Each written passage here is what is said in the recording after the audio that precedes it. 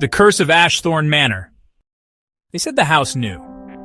Not in the way old things remember creaks and drafts, but in the way a wound remembers the blade. Charlotte stood at the threshold of the portrait room in Ashthorn Manor, her candle flickering against the thick velvet dark.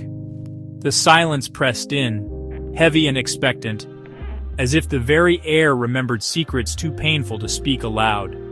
Generations stared down from the walls, stern eyes, proud jaws, lips that never smiled.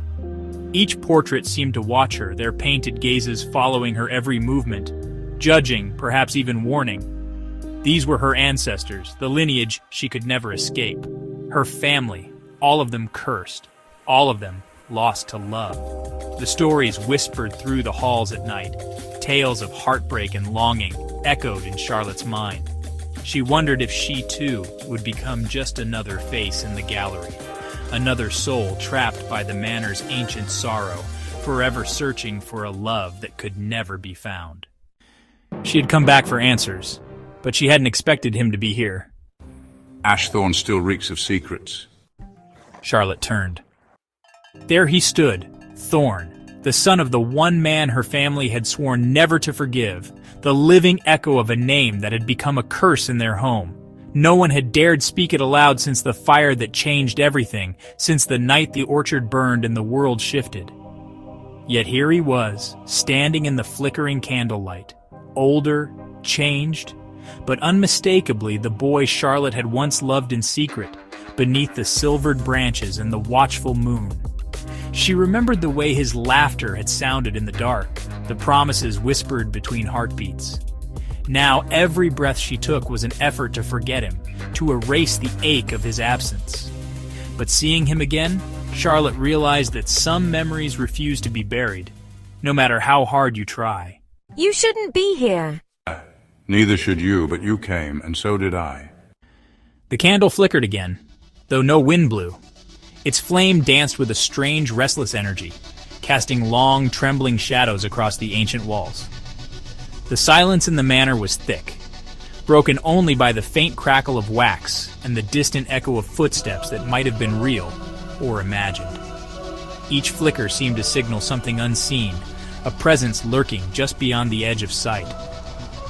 From the far corner, the ancient portrait of Lady Isolde, her great-great-grandmother, shifted in its frame.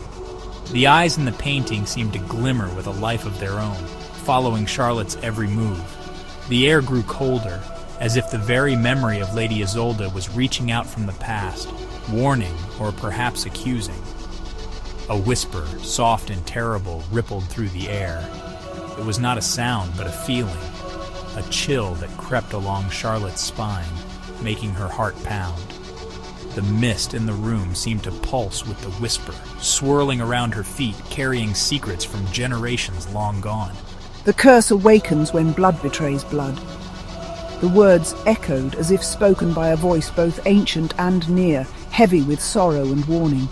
The family crest on the book seemed to shimmer, its symbols glowing faintly in the candlelight, as if the past itself was stirring, and hearts defy the grave. The faded locket trembled in Charlotte's grasp, its contents a reminder of love lost and promises broken. Outside, the roses on the old grave bent in a wind that did not touch the living, as if mourning with her. Charlotte shivered. The curse hadn't just been legend. It was real, woven into the very stones of the manor, waiting for the moment when the past and present would collide. She could feel its gaze, cold and unblinking, pressing in from every shadowed corner. It was waiting, and now it had eyes. The darkness seemed to breathe, alive with secrets and intent, watching Charlotte as she stood frozen, knowing that nothing would ever be the same again.